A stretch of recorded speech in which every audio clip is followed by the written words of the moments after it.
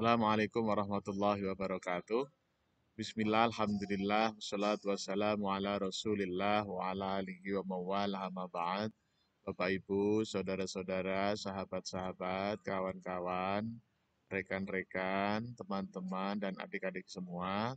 Alhamdulillah kita bisa bertemu kembali dalam Ainur Rafiq Dawam Channel.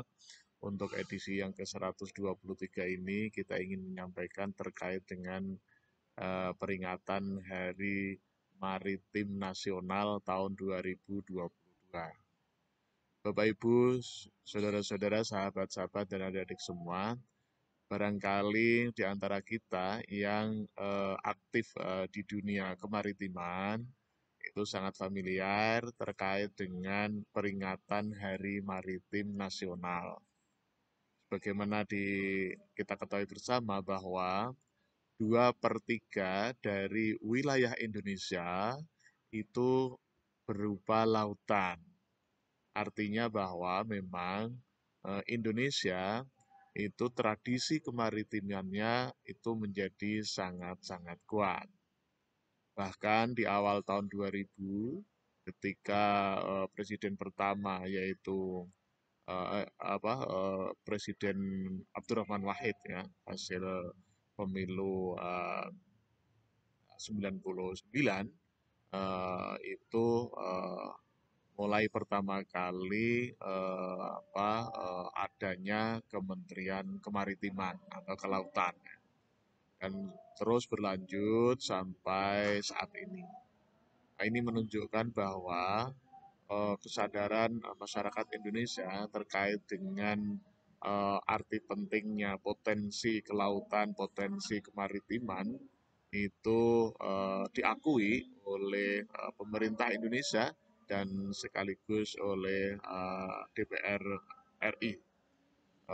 Artinya bahwa potensi kelautan kita, potensi kemaritiman kita itu sangat-sangat besar. Seperti yang kita sampaikan tadi bahwa 2/3 dari wilayah Indonesia itu adalah wilayah kelautan. Nah, kalau kita runut dari sejarahnya, dari historisnya, sebagaimana kita lihat di berbagai referensi bahwa eh, Hari Maritim Nasional itu mulai diperingati sejak tahun 1964 karena waktu itu Bapak Presiden pertama yaitu Bapak Insinyur Soekarno itu telah menetapkan surat keputusan atau yang kita kenal dengan istilah Kepres nomor 249 tahun 1964 tentang Hari Maritim Nasional. Nah, di dalam Kepres itu disampaikan atau di apa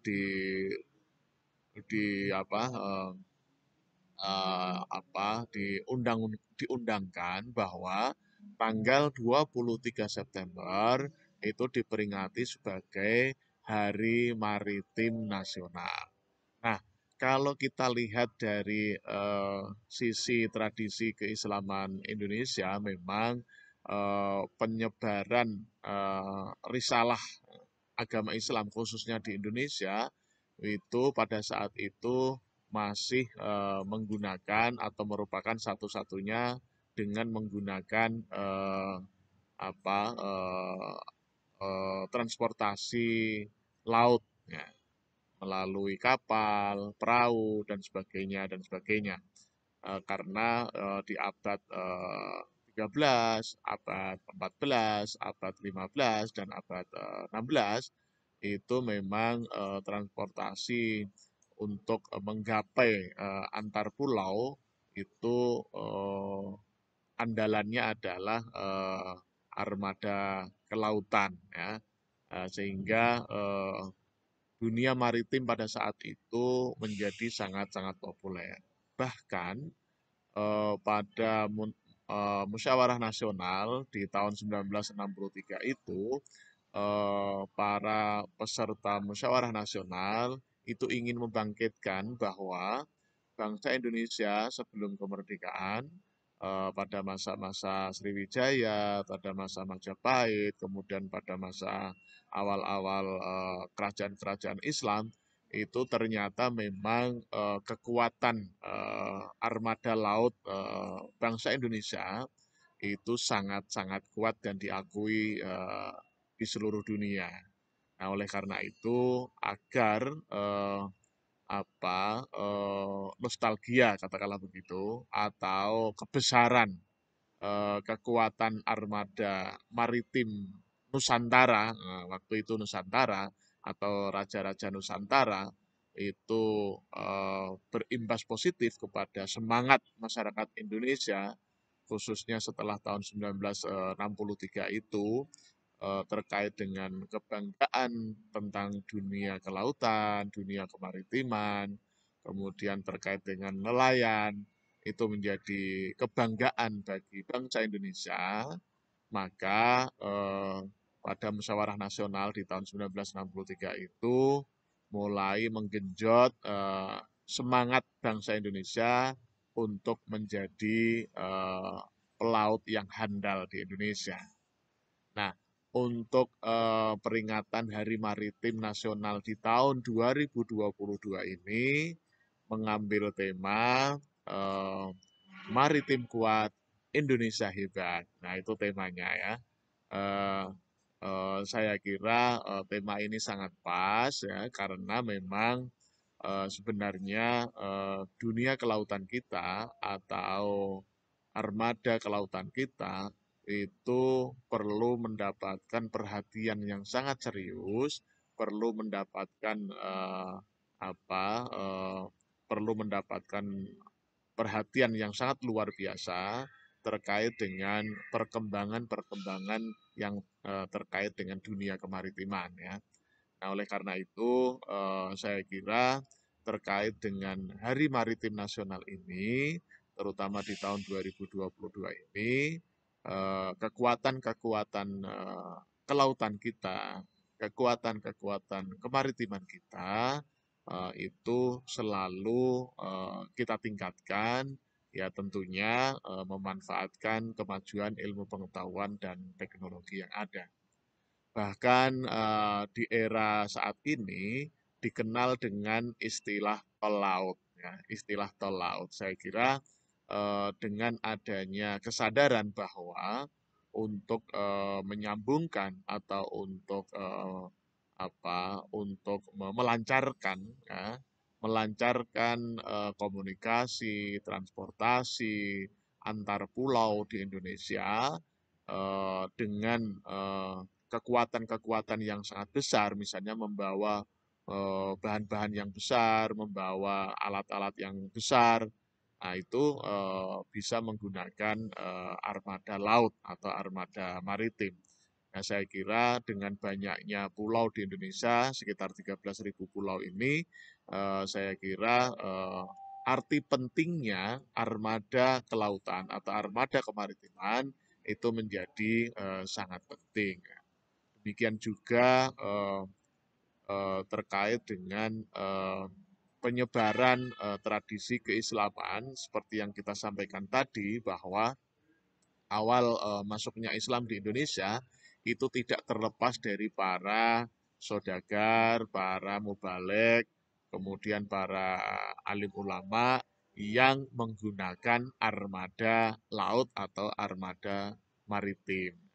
Saya kira kita semua memahami itu, saya kira kita semua mengetahui hal itu bahwa kekuatan armada bangsa Indonesia itu sangat kuat atau dikenal dengan bahwa bangsa Indonesia sebelum kemerdekaan itu terkait dengan pasukan pasukan angkatan lautnya waktu itu ya, angkatan maritimnya, angkatan kelautannya itu sangat-sangat kuat.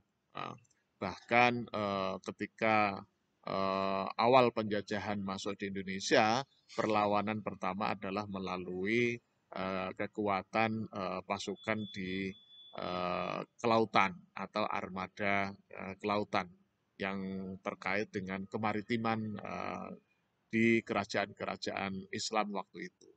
Nah, oleh karena itu, sekali lagi, pada kesempatan ini kita mengucapkan selamat Hari Maritim Nasional di tahun 2022 ini dengan tema Maritim Kuat, Indonesia Hebat. Semoga saja masyarakat Indonesia semakin menghayati, semakin memanfaatkan, semakin menyadari arti pentingnya dunia maritim di Indonesia karena 2/3 dari wilayah Indonesia itu adalah berupa lautan.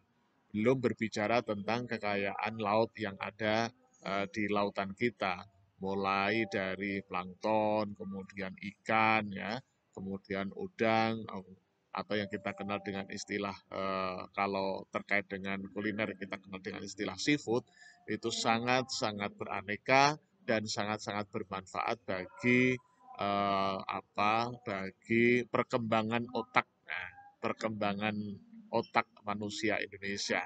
Nah, oleh karena itu